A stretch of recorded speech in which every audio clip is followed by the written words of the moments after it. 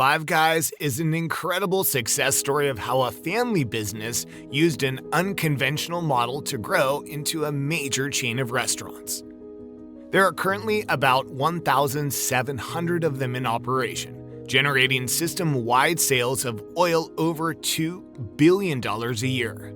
They're in practically every state, in addition to Canada, Europe, Asia, and the Middle East, and that's only the beginning because, according to the company, there are an additional 1,500 units in development. So, if there isn't one near you yet, you may just have to be patient.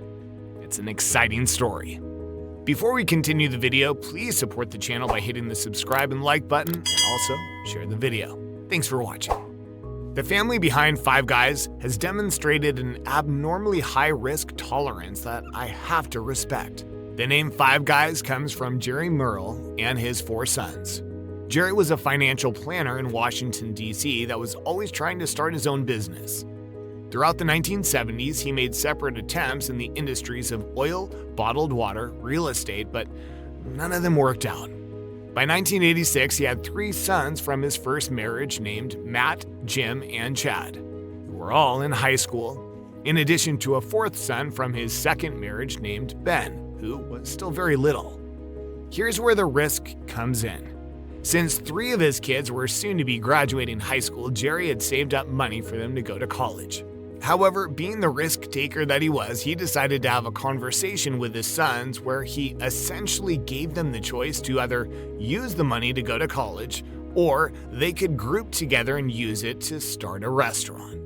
Obviously, they chose the restaurant in what was absolutely a risky decision. Sacrificing a college education in favor of opening a tiny restaurant, that, let's face it, did not look very promising. The bank wasn't willing to lend them anything to get started, so they were forced to stretch their money by opening it at a cheap, out-of-the-way location and even locating some broken old kitchen equipment and personally rebuilding it. By the way, about a year later, they had a 5th son named Tyler that they'd like to say replaced Jerry as one of the Five Guys. Now obviously he remained involved in the same way, but ever since, the Five Guys were officially the 5 sons. So that was already a risky way to start a business. I would say that risk was amplified considering the unusual principles they used to run the business.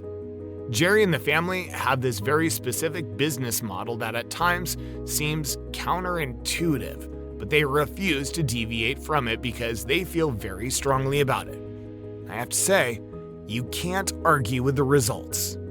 One of these principles is simplicity, because I think anyone who has ever been there will agree that there's nothing complicated about Five Guys. The walls have a very basic red and white checker theme. Their containers typically have that same basic theme, or sometimes nothing at all. How many restaurants out there serve your food in a plain brown paper bag? That was ordered from an incredibly simple menu. The idea came from a place called Thrasher's, where Jerry had been to in Ocean City, Maryland. That place served only French fries, but because they used high-quality potatoes and they made them really good, there was always demand for them. It helped them realize that it doesn't take a bunch of items, just a few really good ones. In the beginning, their menu had burgers, fries, hot dogs, and drinks, and over the last few decades, the only new items they've added were a few basic sandwiches, and in 2014, milkshakes. That's easily one of the simplest menus you'll ever see. Your initial instinct may be to think that it's better to have more items because it appeals to more people. But the Murrell family has always had a different mentality. They believe that it's smart to put all of your resources and all of your energy into one thing.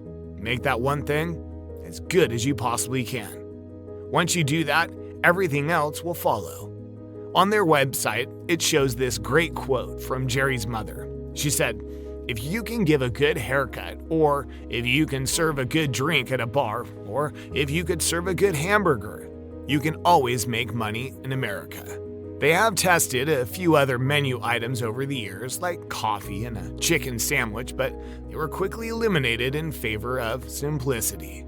They want to be sure that everything on their menu is really good because anything bad could ruin the customer's experience. It's kind of like the thing where they just want someone to walk out remembering the good burger they had just had instead of the bad coffee. Early on, when they were first selecting ingredients from vendors, they would almost completely ignore the price and the distance and everything else and focus entirely on the quality of them. They'd put up with the hassle or pay a ridiculous premium as long as they felt it was the best possible ingredient. That higher cost would either cut into their profits or be reflected on their menus. They'd charge the customer more, which again may sound counterintuitive, but again, their goal was to sell the best possible food and trust that the rest would fall into place. I'm not trying to make this turn into a big commercial for Five Guys food, but they do a lot of things that others don't to ensure higher quality and hopefully make it worth that premium that you're paying as a customer. For example, none of their ingredients are ever frozen. They hand form the meat for their burgers. The buns are baked fresh each morning and toasted on the grill, which is slower and more expensive than a traditional bun toaster. Looking at their fries, they're fresh cut and cooked in peanut oil. They actually have a special process for their fries. They soak them in water and then pre-fry them. Processing their fries this way, they never have to freeze them and they come out less greasy. I thought it was cool that when they were first looking for a potato supplier, they went back to Thrasher's, that place that had the really good fries, and found out where they got their potatoes from because that was the best fries that they knew about. Additionally, everything is made to order, which does take longer. In fact, one time Jerry put out a sign that said, "If you're hungry, there are a lot of really good burger places within a short distance from here." Again, sounding counterintuitive, but maybe a little genius on its own level. A sign like that makes the customers realize that the trade-off is intentional. It's not that the staff is being incompetent, they're basically telling the customer waiting gives them a better product. Jerry and family had already calculated that sacrifice, and that sign was like a shocking way of getting the customers on that same page. I should also mention that the large portions and a wide selection of free toppings is also part of their plan to give you the best possible burger. Five Guys' lack of paid advertising sets them apart as well. If this video were to cut to an ad right now, it's not going to be an ad for Five Guys. Again, this is part of their plan of putting everything into their food and trusting that everything else will fall into place. They say that their best salesman is the customer because if they have a good experience, they're going to tell others about it. Since that first restaurant was in such a bad location, they relied almost entirely on word-of-mouth advertising, and it hasn't changed much since. On another level, their food has won a bunch of awards over the years and received positive reviews that have helped the business. They also have a pretty strong following on social media.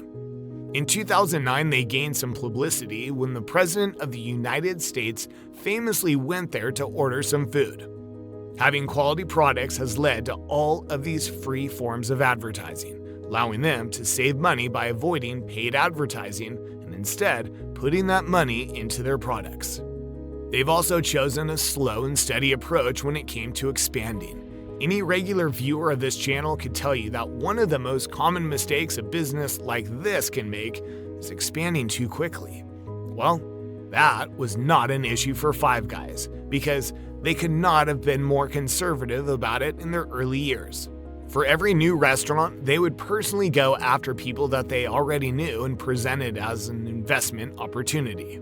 Jerry was able to convince them, not only because there was always a high demand for their food, but because he would give them really attractive terms.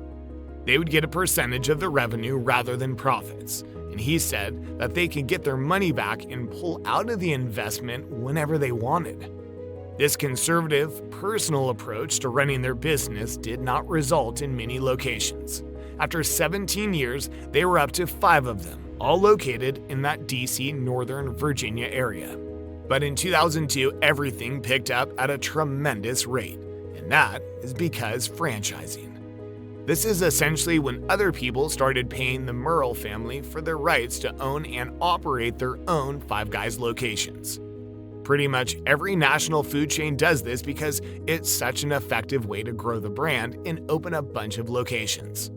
But since other people are in charge of those restaurants, the central company tends to lose a degree of control, and quality becomes a big concern.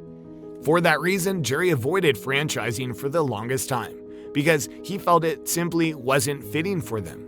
He thought it would be hard to find people that shared their vision that involved high ingredient cost, limited menu, and a lack of advertising. But because they were so slow and so steady for so long, they were able to establish a proven system with results that couldn't be disputed. So they started franchising multiple locations at a time. They made these area agreements, giving someone the rights to open a bunch of them in a certain region.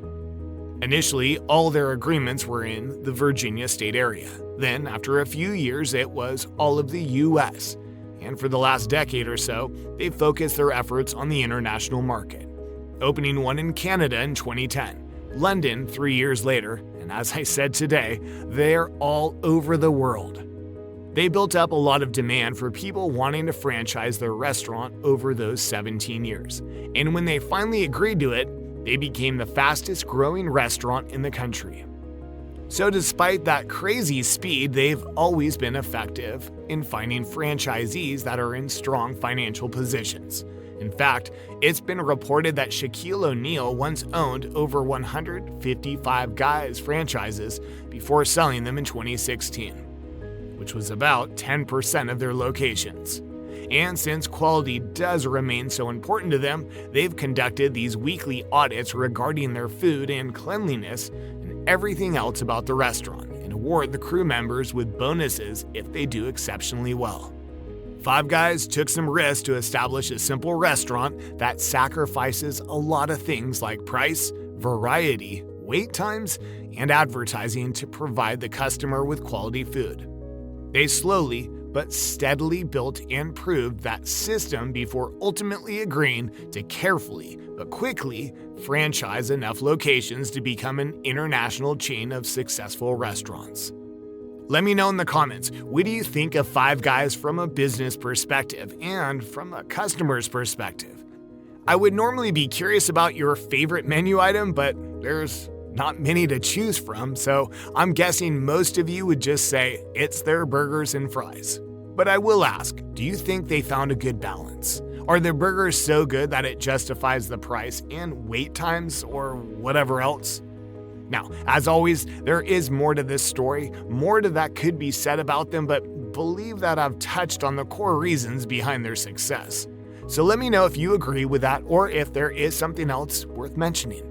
And any other thoughts you have about Five Guys burgers and fries, leave them in the comments. I'd like to hear what you have to say. Again, please support the channel by hitting the subscribe and like button, and also share the video. Thanks for watching.